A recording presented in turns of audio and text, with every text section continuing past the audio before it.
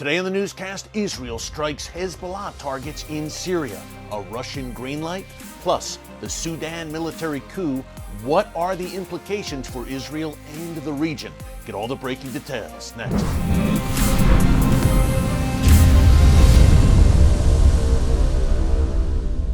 Hey folks, Erick Stakelbeck here. Welcome to the Watchman Newscast. A very busy day in the Middle East. Let's get right into it.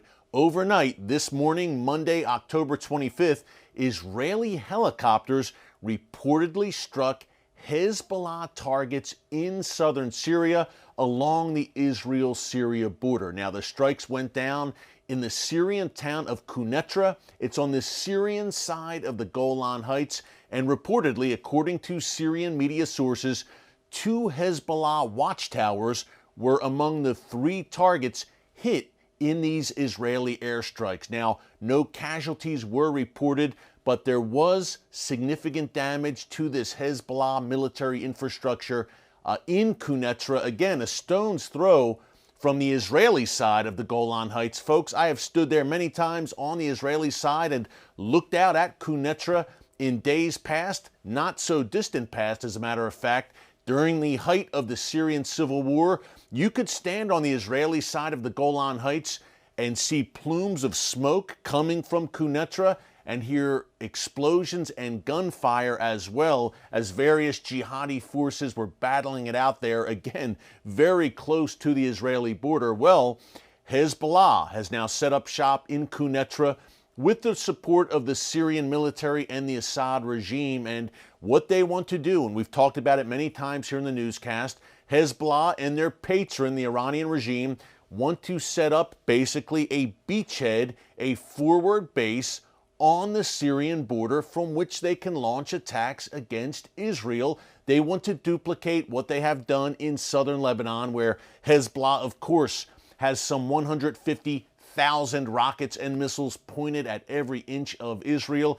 Israel says, no way. It's bad enough we have this situation in Lebanon. We will not let you, Iran and Hezbollah, duplicate that situation in Syria. And that's why you've seen this steady stream of Israeli airstrikes against Iranian and Hezbollah targets over the past several years in Syria. This is not too hard to figure out. Iran and Hezbollah say we are in Syria to stay.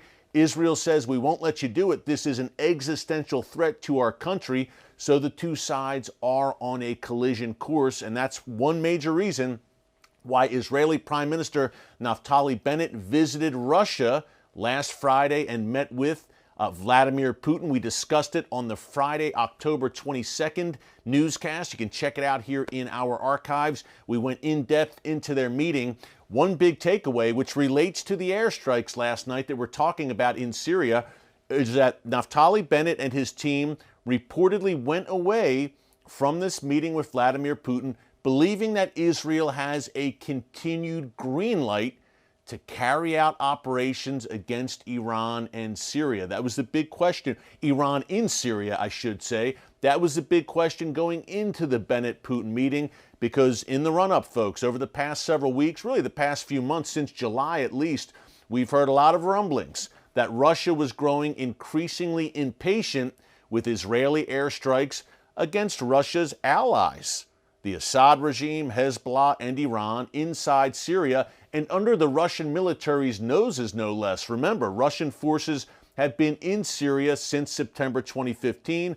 All that to say that many were concerned that Putin eventually would say, enough is enough, Israel. We will no longer allow you to operate inside Syria. And to that end, Russia has supplied the Assad regime with advanced air defense systems that could clearly be used against Israeli aircraft. And yet, Israel, just 2 days after the Bennett-Putin meeting, reportedly carried out these strikes against Hezbollah in Syria late last night. So you have to believe that the reports are true and that Naftali Bennett and his team left that meeting with Vladimir Putin thinking, okay, Putin and Russia will not stand in our way and we will continue to operate freely in Syria. How long will this situation last? Of course, Benjamin Netanyahu repeatedly made visits to Moscow to meet with Vladimir Putin.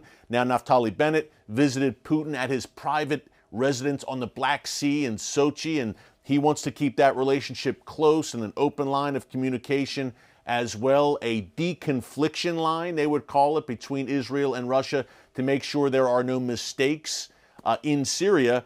But how long can this last? Russia is playing both sides, in my view.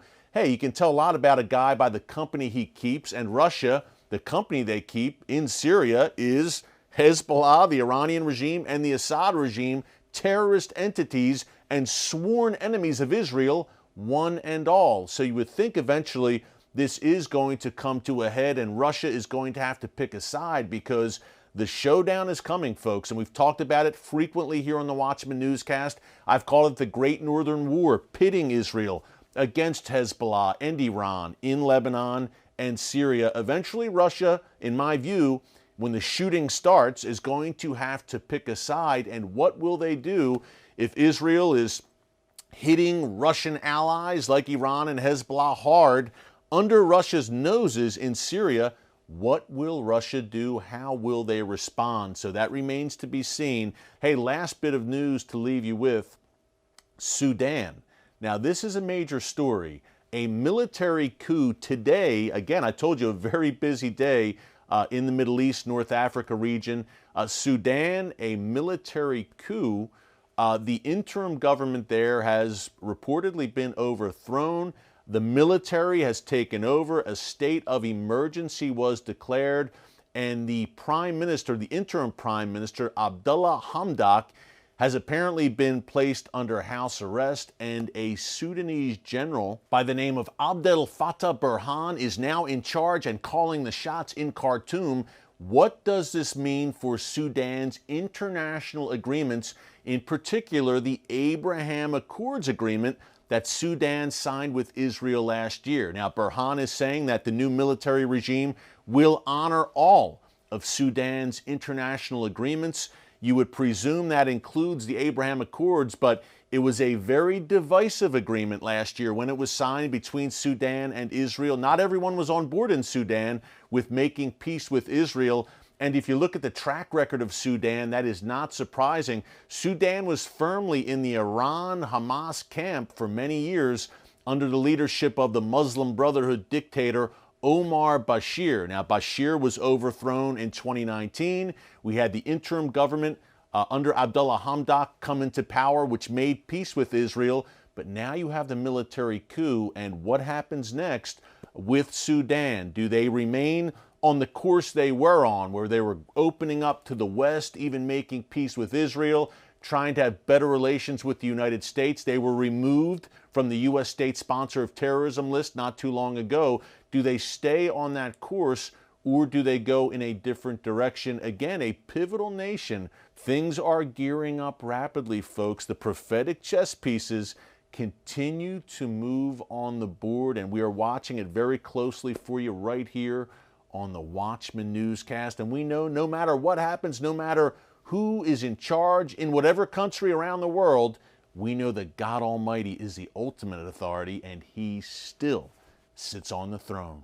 Thanks so much for joining us here today on the Watchman Newscast. Until tomorrow, God bless you, and remember, never hold your peace.